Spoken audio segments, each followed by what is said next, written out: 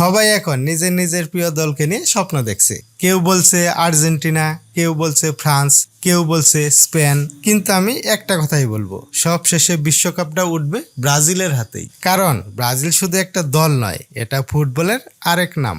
এই দলের জার্সির সঙ্গে জড়িয়ে আছে ইতিহাস, ঐতিহ্য আর অসংখ্য স্মরণীয় মুহূর্ত। 5 বারের চ্যাম্পিয়নরা জানে কিভাবে বড় মঞ্চে চাপ সামলে জয় ছিনিয়ে আনতে হয়। আজকের ব্রাজিল দলে রয়েছে তরুণদের গতি, অভিজ্ঞদের নেতৃত্ব আর দারুণ টিমওয়ার্ক। মাঠে তারা যেভাবে আক্রমণ তৈরি করে, বল দখলে রাখে এবং সুযোগ তৈরি করে, তা যে কোনো প্রতিপক্ষের জন্যই বড় চ্যালেঞ্জ।